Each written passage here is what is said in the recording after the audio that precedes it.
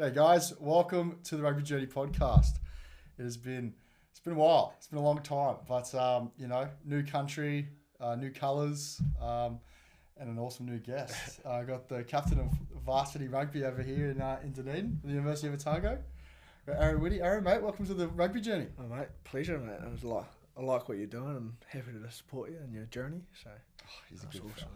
He's a natural, this guy. He's a good fella. Bro, as I kind of tell everybody who gets on the Rugby Journey, it's all about you, man. We want to hear about your stories and your journey, so hopefully you can inspire other people.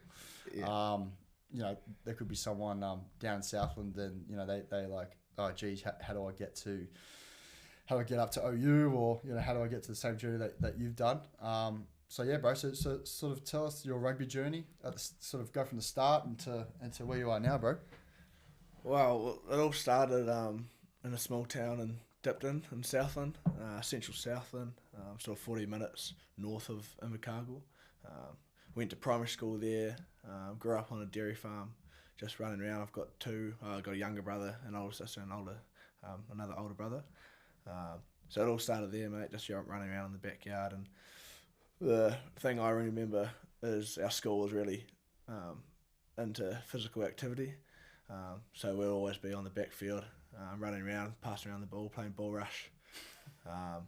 It's just as soon as you get to school as a year one, you'll be playing with the year eight. So it was just a good country school, mate, with only about 50 people there.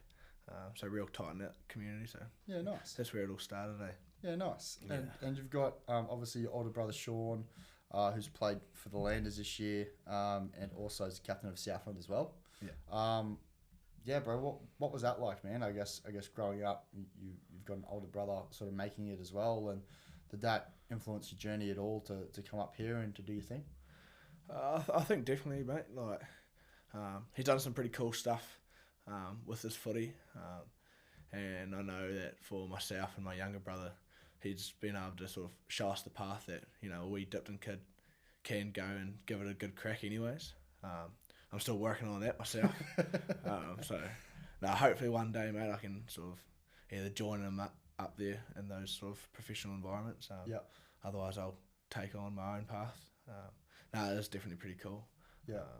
But yeah. Yeah, cool, man. And I read on the paper a while ago that this really cool story about how you, your younger brother, and Sean all captained Southland Boys High.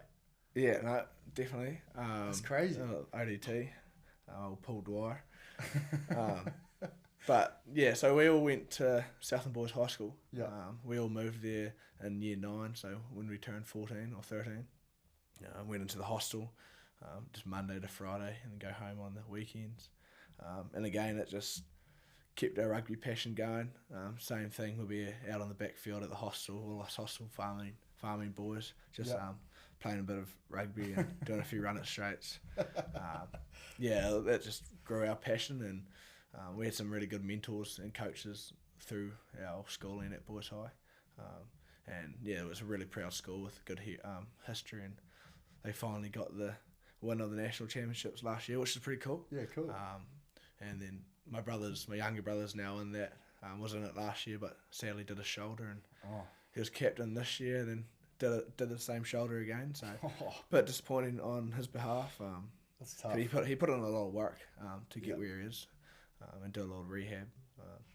But yeah, that's just rugby, I guess. And, just gotta keep moving forward, eh? That's it. Yeah, man. I mean, bro, it's crazy, eh? Like when you think about all the kids when they go to school trying to make first 15, that's like, the 1% of rugby players, and then to captains even less, and then for all three brothers to do that is crazy, you know what I mean? Yeah, it's definitely something special, and I know our family's pretty proud of that achievement by all three of us. Yeah.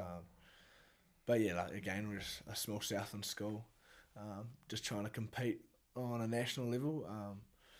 We just put our best foot forward and get stuck in, really. That's sort of our Southland mentality. Yeah, nice. Try to punch above our weight. Yeah. And I mean, they're proving it, right? I mean, look at the boys on the weekend, as we were talking about, off camera, about how the boys, boys went up to Northland and got the dub. Yeah. And, it's, again, like Southland Stags, they're in a bit of a rut a few years ago, but they've got some really good crew down there now, and I know A guy who coached me during school, he's more of a backs coach, but Scott Eade, he runs a really good academy down there now, and sort of incorporating guys like Martin McKenzie with that as well. So, no, a really good crew, and they're really in a good state and environment at the moment. And obviously having a few good players like Sean returning down there this year. Yep.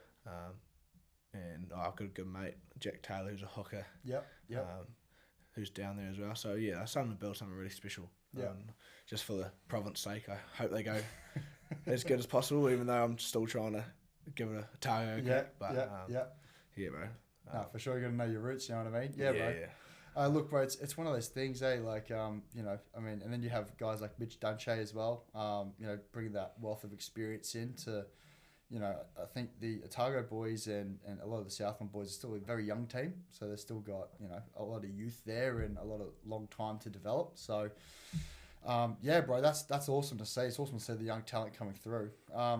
In terms of you though, bro, like, I mean, you've sort of, you know, made it kind of through the system a little bit, and you know, you representing the Otago B team. Yep. And then I think you made NZ Universities a couple of years ago. Last year. Last year, sorry. Yep. Yeah, bro, just tell us about, you know, where you went on tour and that experience and how all that went. Yeah, I'll sort of start at the start with our Southland. So I played age group from under 48 kgs all the way through from under 14s, 16s and 18s with Southland. And then obviously it's a big sort of rivalry between us and Otago. And then after doing that for those years, coming up to Otago and then putting on the Otago shirt, it was definitely a bit of a change. Took a lot to adjust actually. I remember our first like pre-season game for Otago under 19s was against Southland. Oh, wow. And I remember it was down home as well, and I remember walking out in the blue and gold, and this does not feel right, but nah, it's good. I sort of adjusted, and some really good lads in Otago, and we all get along, so still really good mates, of course, with the Southland boys as well. And then last year played a few games for the Otago Bees, or 3 games for Otago Bees, and the Otago Assassinates, which is a bit of another Otago team, like a C team as well. So I was going in between both of them. Cool. And then also had a great year with obviously the New Zealand Universities team. Well, it was a hell of a time and hell of a set up at old NZ University. So don't think any other club or team you can't experience it anywhere else in the world. Like in New Zealand anyways. We ended up going to Japan at the start of last year in May, play the Kobe Steelers development team. Jeez. And some other one of the other clubs' development teams in a game of 3 halves. Like steaming hot, like almost 30 degrees. Boys weren't used to it coming in from our winter. And then got lucky enough to play on one of the main international grounds in Tokyo. Against the Japanese under-20s team. Oh, cool. And that was wicked, bro. There was a good crowd there, probably 5,000 to 7,000. And they just applaud everything, mate. Scrums, mauls, lineouts, like just things that everyone else despises. They just love it, mate. Right.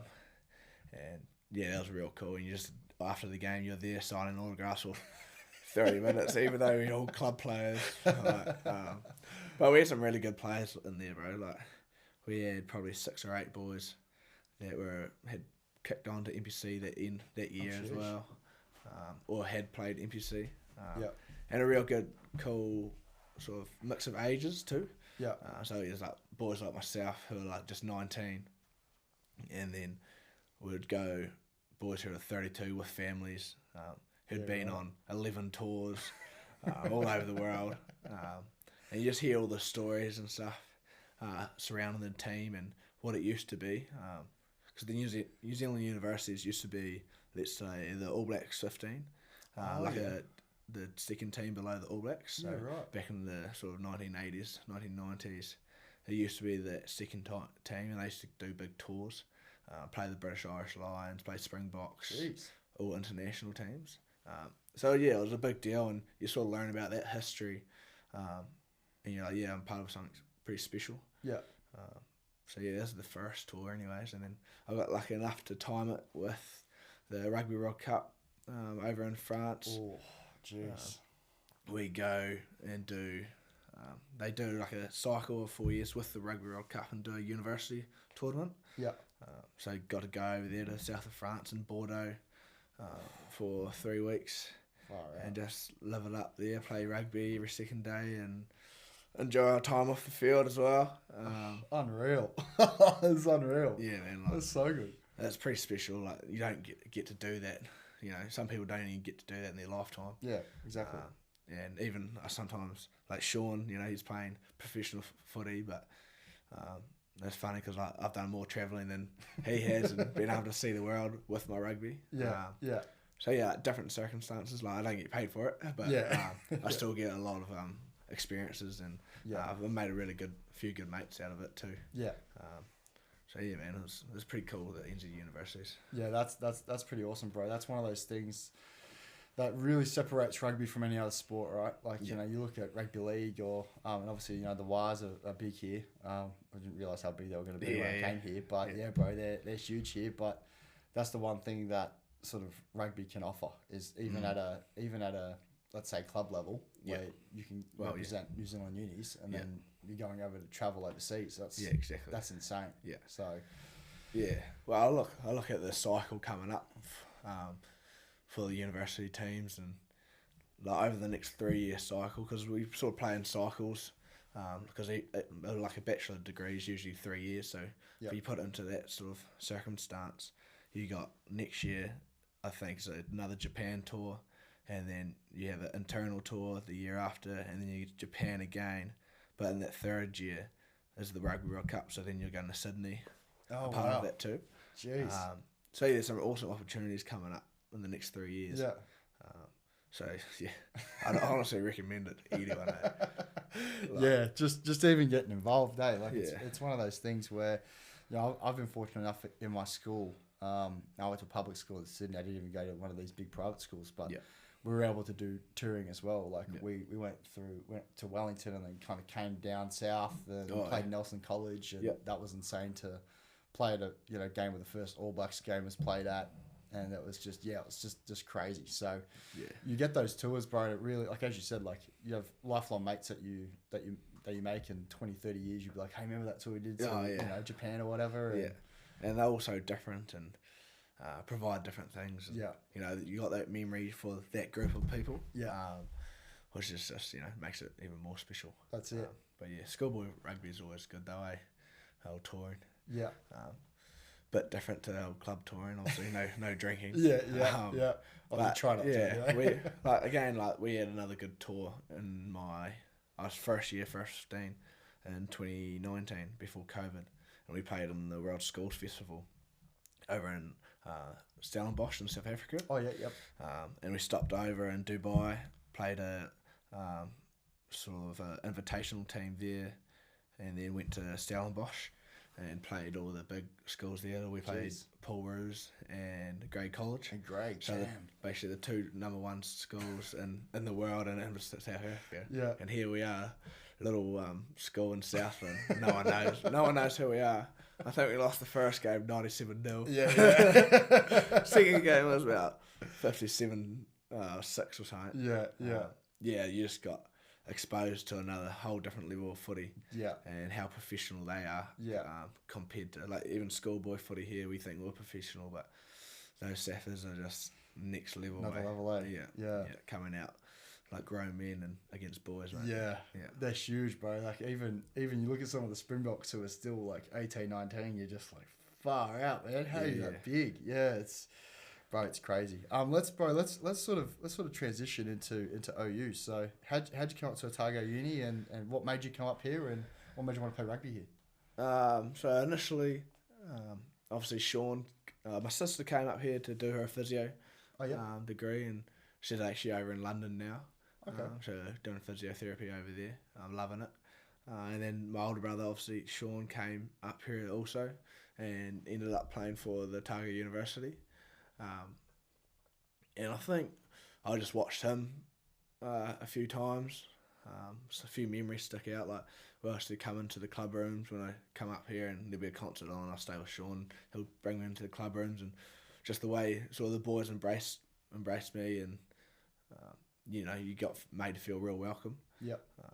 So and then you go out for a feed afterwards after the club rooms, and just made you feel real welcome. And then basically watched in his first year they had an awesome team. Well-aged team as well, so they had a lot of experience, and they made the final against Tyree in Forsyth Spa, and I was lucky enough to watch that. And you watch them win that, and then sing the song on the field, and you're like, yeah, I want to be a part of that. Which is pretty special, and I think that was back-to-back, 2018, 2019, they won it. So to be able to watch that, you're like, yeah, this is a team that I want to be a part of, this environment that I want to be a part of. And then also when I came up, it was obviously for study, and then I had the opportunity to play with Sean as well, which doesn't often happen when you're 3 years apart. Yeah. And he's basically already playing professional rugby, so that's sort of my main reasons I decided to join the club. Awesome, bro. Yeah, no regrets either, mate. Yeah, that's it. Yeah, bro. I mean, it's one of the. I mean, I can definitely vouch for the culture. I mean, I came over from Aussie and sort of was just like, geez, I really want to play some footy. Where do I go? And then, yeah, bro, just first training session, everyone was just like, yeah, mate, like, what's going on? Good to see you, blah, blah. Everyone was just really, really welcoming, you know what I mean? And you want that vibe. It makes you come to training and makes you sort of want to show up. Yeah, no, definitely. Like, you've got such a diverse group of people at our club. The universities, no one's really... The university itself, the demographics not even from really Otago itself, so... It's all coming from the North Island or Christchurch, so all the players we're getting from Hawke's Bay, Waikato, Auckland. Yeah, we're getting all these different people from different areas of New Zealand coming into one culture, and I think that's what makes it pretty special. Yeah, for sure. And it's but I got a bit of a shock. I walked in and I was like, oh yeah, man, like all the boys are here, and then I think I asked Terry and I go, oh, mate, like, who's the oldest here? He looked at me and says, you are. I was like, great, fantastic. Yeah, man. I'm the old bull here. Yeah. Awesome. Again, same thing. It sort of makes it even more special. That's right. Like I was talking about, it's like a 3-year cycle. So you come in first year, then you just, with those boys till your third year, basically till you graduate. And unless you get a job in Dunedin, you head off to see your other opportunities. Or if you're cracked in the footy, you're cracked in the footy. So no, it's pretty cool, and young club, and you're all doing the same things, so absolutely living the same life. And bro, even one of the benefits of being injured is when you're in the sheds, and I got to sort of see obviously a lot of you boys play, but a lot of the Prems boys and a lot of the B boys as well, and you get guys. I mean, the whole club this year was injured. Like everyone seemed to be injured this year, right? So we were getting ring-ins left, right, and centre, and the boys are just like, yeah, man, I'm in town, I'll play, and that's such a great testament to the club, that people are just like, yep, sweet, boys need me, let's go, we're on. So no, we've got a pretty strong alumni. Obviously all out of town, most of them, but really cool alumni, and we had our 140th this year, and got to catch up with a lot of them. You get told again stories of the past, and the club's pretty prestigious and got a good success record. So it was real cool catching up with all those older fellas, and again, like, they get called on, and most of the time they'll if they've got time, they'll be there. Yeah. What would you, if you're say trying to I guess if you have a chat with someone at uni or whatever, or maybe there's a guy that at work, and he's like, Aarron, mate, I really want to play rugby. I'm not sure which club to choose. How would you sell Otago Uni to them? How would I sell Otago Uni? Hard-hitting question. It is hard. It's not hard. Nah, it's pretty easy actually. One, it's just a great social environment, mate. Yeah. Like, we're your family away from home. That's the number one thing, and they're really person focused, not player focused. Make sure you're online, on track with your studies, and they can sort of help you out with your job as well, going into your next career. If you haven't cracked it on footy, and then the opportunities that you get from playing for the university is just no other club can compete with it. Like I was saying, the NZ University's team, like no other club in Dunedin can compete with that and give you an experience of a lifetime. Yeah. And at the end of the day, I'm not sure what percent end up making it in New Zealand. It might be 5%, 10% of boys who are in the system already might end up making it. Yeah. I think the old percent was when they had the under 19 Jock Hobbs tournament. They used to come in and say, look, 80% of yous actually won't make it, and you get over 100 boys there who think they're going to make it. It's like, not actually everyone will crack it. So if you get those experiences, you just got to grab them, and the university club can provide that. That's basically it, man. Mate. And we play a great brand of footy, and it's a running game, and there's a lot of player input into the game plan, and everyone has an input. But it's just multiple brands running footy, and just play what you see, which I really enjoy. And I guess as well, from an international player point of view, sometimes you want to go to a club that isn't only successful but also demonstrates the pathway if you're trying to make it as well. And bro, we have heaps of players. I mean, there's guys in Otago right now. There's obviously Thomas and Jensen. We've got Will Stoddard. Ali just made it as well. Jeremiah this year too. So we definitely have those players who are coming through, and then even with the Colts boys, heaps of the Colts boys have made under 19. Yourself and a few other lads have made the Otago B team. So there's definitely that pathway too, which just breeds better training and better quality. This can be a wee exclusive, mate, for you. We're actually starting up a bit of a project of mine. There's a high performance program. Through the club, just to create a more visual and tangible pathway for players. Like at the moment, players come out of school, and if they don't crack it into the system, into provincial systems, they get left behind. So the goal of the program is to help, let's say tier 2 players who didn't quite make the system but are real close to it, to lift them up and don't let them drop away. Because as soon as you're in the system, that's where you see the divide. Players excel and then these guys drop off just because they don't have the support there. That's the bit of an initiative that we're starting up as the club, and in collaboration with the university, to set up mental skills. You got your nutrition, gym, S&C, player development stuff, game development, coaching, and a bit more mentorship as well. Cool. So it'll be really exciting, and there'll be 15 players. So at the moment we're sort of looking at our options in terms of player wise. So we're looking for 10 players over the off season, and then we sort of want to leave 5 spots for the pre-season, just for people to just go, hey, I want to put my hand up for it. Cool. So it's going to be male and female, which is pretty exciting. Nice. So hopefully they'll be able to grow the player as a person and help out with their studies first and foremost.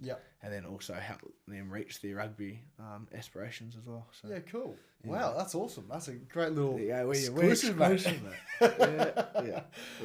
So, mate, that's awesome. So, are you going to do that through, in terms of, I guess, the gymming and the nutrition stuff, is that going to be through, I wouldn't imagine it'd be through Unipol. Is there a gym that you're going to partner with? So we're trying to partner with a couple of gyms at the moment. Okay. So all in talks at the moment. Cool. And then with regards to nutrition, we've got a master's student coming in to do that. So really skilled students like that, and then we'll try to get the same with mental skills. So they're all locked in, mental skills and nutrition, all locked in. So really excited to be able to provide players and the person themselves with options, and keep growing them, and hopefully be able to set up sort of even internships and stuff through alumni. We've got a lot of alumni in strong businesses. If we can just set up internships and give them that career pathway, because that's the biggest thing. Like you come in, you want to play rugby. Like we all want to play professional rugby. But at the end of the day, we're not all going to make it. So how can we set you up to graduate with good grades and then set you up on the career pathway as well. Yeah, yeah. Or even just set you up to be able to go play footy overseas. Yeah. So that's really excited about that sort of initiative. Yeah, that's awesome. That's a great initiative to start. Do you think that the people who are in that, let's call it that elite environment, the inner sanctum, I guess, do you think that the other people don't drop off because they don't have access to the facilities that you've just mentioned, the nutrition, the film, the gym, that sort of stuff? They don't have access to that information. Right. Like I've noticed it personally when like Matt Harris and Hugo Lynch, they came into our high performance program with Otago this year for maybe 4 or 5 weeks, and just the skill level and knowledge level that they were able to gain just from that wee small stint was like amazing. Yeah. And imagine if we can provide players with 3 years of that. Yeah. How good we can get players. Yeah. And then like they just come, like Tug came in, Thomas and Munga Jensen came in to a few trainings, and like the boys just loved it. Like the knowledge that he was sharing and that he's gained from him being in those professional environments. Yeah. It's just next to none. Yeah. And then, but sadly, you know, from after school, that's when that divide happens. Yeah. And also, you know, school rugby is so professional now. They come into club rugby and it's a bit of a shock. I remember when I came into club rugby, I was like, geez, is this the level? Is this the level of coaching? Yeah. And I guess development that you get at club rugby, and it is definitely like a drop off from schoolboy rugby. Yeah. In terms of, well, some clubs are in terms of club development. So that's what we're trying to, stop that sort of drop off in development. Yeah. And we've got some great coaches now in Russ Lundy and Hayden Chapman. Yeah, for sure. So it's really, really cool. Yeah, it's definitely one of those things, right, where, but you see it in Oz all the time. Like you'll have one of the big private schools, and they have the facilities at these schools are just insane, right? And then they have their own S&C guy, their own nutritionist. They get so much money, right? So much money chucked at them, which is I mean that's what it is, right? Yeah. And then they get to say Shoot Shield, which is the Sydney Premier Comp, and then unless they kind of make that first grade, second grade, they're not really receiving that. It's kind of like just playing suburban footy. Well, yeah, exactly. Like most clubs are non-for-profit, right? Yeah. So there's only a limited resources they can provide. Yeah. But luckily, like with the university, we can work with them and work within the university to tap into them a bit. Yeah. Which is really cool. So hopefully they'll be able to kick off and be able to do its sort of job. But yeah, there's some good long-term benefits out of it too. Like the university could see some really good potential in it and provide an overall high-performance program to like each sporting code. Yep. So you've seen like Lincoln University do that, and I think Victoria's sort of heading into that direction too. Yeah. So yeah, it'll be real interesting to see if the university gets on board, if we do a good job of it and starts pumping hopefully a bit of money and resources into it as well. Yeah, I'm sure they'll love that. Yeah. No, it should be good. When we look at, I guess, the future of New Zealand rugby, I mean, obviously, if you watch the breakdown, you hear Goldie complaining all the time about it. It's just a whole bunch of old men. That's right. Where do I mean, you're in a situation where you're still really young. You're a captain of a premier side, and you're in the system. Where do you see the youth in New Zealand rugby? Where do you see you guys trending? The next couple of years will be real interesting with the provincial rugby. I'm not sure how that's going to work over the next 2 years, just because a lot of the provinces are feeling the pinch financially. So that'll be interesting, and I know like Canterbury Rugby has moved away even from the Canterbury Bees side. So they've gone to like like North Canterbury, Māori, Pacifica, and another team, maybe South Canterbury. Yeah, right. So they're focused more internal and growing their province. And then they've just put together this week a B team out of those teams to play us. Right. And I think we might be the only team they play. Jeez. So they've changed their sort of priorities quite a lot. Yeah, right.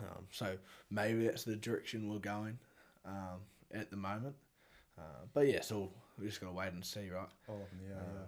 But I think there's still, opportunities overseas, Yeah.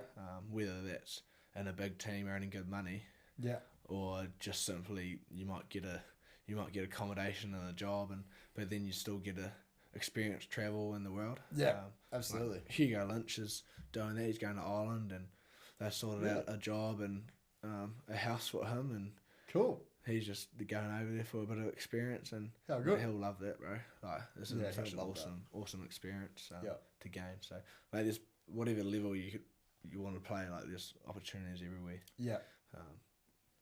So to answer your question, like, it'll be again 2 years. Like, for me, I'm still waiting a wee bit to crack it, I guess, or Yeah. like still working hard. So I've given myself 2 years to try give it a crack, and then if not, I'll go overseas. That's the plan, anyways. Yeah, cool. One of the long-term goals is to be able to play in the next British Irish Lions tour. Yep. And I think that's Next year. nah. That's Sorry, that's the New Aussie. Zealand one. Because they're going to bring the Australia-New Zealand combined team. Yeah, they yeah. are. So there are talks about that, anyways. Right. Okay. I think that might be in 2027. Okay, right. Or possibly like that, something like that. Something like that. Yeah, right. Or maybe 2029 every 12 years. Yeah. So that's one of my goals. Like, Yeah, cool. I watched that in 2017, and it's just like you want to be a part of it, Yeah, right? All the singing and Yeah. all the antics that go on with it. Yeah. That's definitely something that, as a rugby player, you'll be licking your lips to try get into. Yeah. And try play. Bro, I remember when Bryn Gatler was captain of that Barbars team that played them, and like they were just on the brink of beating them, and I was just sitting there just going, "What is going on? This is crazy, man!" Yeah, right, and it's just the standard and the level here. I mean, you look at a lot of the Aussie Super Rugby players, or even Aussie club players, and they're coming over to New Zealand to play NPC. I think it's a great development tool for the Aussie rugby players. Do you think we should get more international players coming over playing NPC, or do you think that will damage the development of the NZ players? It's a balance, I guess. Like, definitely, like a couple international players can, help grow like younger boys coming up. Yeah. Who's had the experience in Super Rugby, or either international level. But then you still want to be pushing for like local boys, to bring back that sort of, community connection with the teams, and that's what they're trying to do now, I think. Yeah. So if they can bring back that, they'll definitely benefit like provincial rugby. Yeah. But yeah, in regards to international players, like provincial rugby, maybe not as much, but definitely like Super Rugby, like it's up to them. That's the big comp. So yeah, cool. I guess a pathway to get to that anyway. Yeah. That's the whole thing. Like you got to have a direct pathway for your local boys. Yeah. To see and be like, yeah, I want to be a part of that. And otherwise, that's when you start losing players to other codes, and that's what they're saying at the moment. So. Yeah. Well, we're seeing that in Aussie, bro. Like, we have our school system, our private school system's big sort Union, of talent pool. Yeah. And then most of the guys who play NRL all get poached from those big private schools. As they live, Yeah. So yeah, the NRL do it well, I think. Like they've got under 18s and then under 21s, and then you got first grade or the grade below. And then they go up. So they've got a real clear pathway for their boys. Yeah. I'm not sure if we'll be able to do that, but no. There's a lot of obviously private equity in that. So yeah, it's definitely one of those things where again it's just, I think there's a lot of time we are trying to almost I don't want to say copy league, but compete with them in a lot of ways. Like, I mean, you look at some of the rule variations, a lot of them are like the goal line dropout, and the 50-22 and stuff like that. Obviously, high flowing a little bit more, it speeds up the game a bit. But I think rugby at its core is an amateur game, and the values that it brings, like the travelling and the respect and the camaraderie and stuff like that, separates it from league. And I think to a certain degree that kind of needs to be the identity of rugby. Yeah. Well, I don't watch too much league. I just watch here and there with my mates. Yeah. But yeah, that sort of whole camaraderie and community involvement with rugby, that's pretty special. You saw that when Green Island won the club comp up here this year. Like I've got my mate's the captain there, Heath McKeown, and like the community that came out to support them, they hadn't won it in 46 years or something. Jeez. And to see that, like, it sucks not being there, but you just got to be happy for, Heath and the whole Green Island club, because they've done a really good job out there too. Yeah, for sure. So, bro, awesome rugby journey, bro. But I know your life isn't all rugby. So what do you do? What do you do outside of rugby, bro? What gets you through the day? I play a bit of golf here and there. Oh yeah. I can't say I'm really any good at it. Still working on it. Yeah. No PGA Tour for you? No, sadly not. I should have done that earlier on. Would have picked it, mate. Yeah. And then just socialising, connecting with mates, and And what are you studying? I study sports management and development, and cool. I'm a minor in marketing. So cool. Yeah, so I've got a bit of obviously that high performance thing lined up, and a rugby development officer role at the club. Nice. And then that's sort of more part time, and then I'll try to do a bit of marketing for some local businesses next year. So. Awesome. And what's the I guess the main goal with the degree? Is it just to sort of get into the inner sanctum of a super team, or like what's the goal? I think this is like an awesome stepping stone for me next year, and then from there, if I can build a pretty good program out of that, it'll sort of open doors overseas. Okay. I don't think that I've talked to a few people, and there's not a huge variety of jobs here in New Zealand for sort of that area. Yeah. Or they're really low paying jobs. Yeah. Or part time jobs. But there's heaps of jobs from overseas, So that's probably where I'm heading. Yeah. And then I can always come back when I'm a bit older, a bit more experience, and then I can try to get into some larger programs in New Zealand. Yeah, right. But yeah, it's sort of the plan anyways. Well, I think personally you'd be a great director of rugby at a school. Yeah. You know what I mean? I think you would, you'd fit right in, just kind of running the whole. I mean, the way you sort of brought the first grade, brought the prems. I keep saying first grade. It's just Aussie fucking. Yeah. Sorry, mate. I keep bringing the prems and the prem reserve boys together at the start of the year, and sort of put on big screen. So these are our goals and stuff like that. And it felt like we were in that professional environment. I think you could go to even Southland Boys High, and run that there. I think you'd fit bloody well in there with that, for sure. Yeah, there's something like that anyways. Sort of chops and changes as life goes on. So, for sure. Yeah, we'll sort of make decisions as they go, really. With the flow, mate, it's still young, so still want to try crack it, of course, with rugby, and get a bit of travel in there. So, yeah, man, I've got a partner that wants to go travelling too, so a bit of pressure there. She's like, can we just go now? But I said, give me a couple of years, and then I'll look overseas. Yeah, nice. Yeah. Well, where overseas? You got any places in mind where you'd like to play, or just anywhere that'll help you? Yeah, anyway. That's a good start, mate. If they want me, then for sure, mate. I know, I love France, bro. Yeah. You definitely want to learn a bit of the language before going over there. Yeah. They're pretty, ruthless with speaking English. They sort of want you to learn French pretty quickly. Yeah. Or Japan. Like Japan runs obviously a good gig. You can play Div 3, Div 4, Div 2 and just still earn, good money and be a part of a really cool environment. So I've heard just good stories from everywhere, bro. Like even boys playing in England. Yeah. So yeah, man, I'm keen to just go travel wherever the opportunity is. And nice. Once you get over to that Europe, you can just pop along to another country. Yeah. A couple hour flight, and you're in another country. You're in. Yeah, man. So beauty. Yeah, that's the idea. Sounds good, mate. Yeah. What's just to wrap up, bro? What's the best piece of advice you've ever been given? Whether it's a rugby or whether it's life. What can you leave us with? Jeez. Bit young to be giving out advice, mate. Besides jumping on my podcast, mate, what's the best piece of advice you've been Still given? learning, mate. Best piece of advice. What's an advice that someone's told you that you've sort of taken on board and thought, oh, sweet, you know? I think, you know, that whole sort of work hard and sort of hard work beats talent. Yeah. That's sort of the thing I sort of live by. Yeah. You know, I'm not that, I wouldn't say I'm a natural athlete as such on the footy field, but, you know, I do everything off the field and work really hard to give me the best chance to, I guess, show my ability.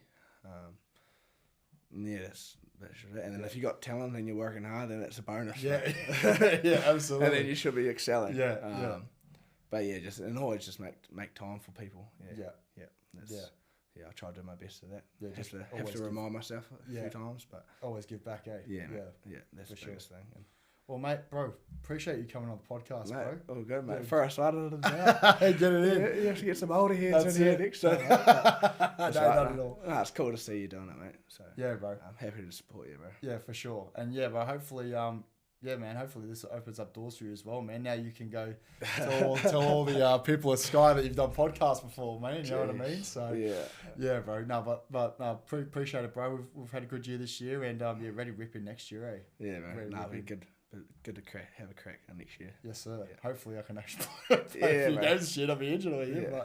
Yeah. But bro, excited to play for you, and bro, all the best to you and your family. You guys are killing it, bro. Yeah. So bro, we wish you all the best this year for the rest of the Otago season, and you know, to your brothers as well for carving up, and but hopefully get to see you in that NPC team soon, bro. Yeah, hopefully, bro. Yeah. We'll see what happens, eh? That's it, bro. Yeah, mate. Bro, awesome. Appreciate it. Cheers, mate. Appreciate it.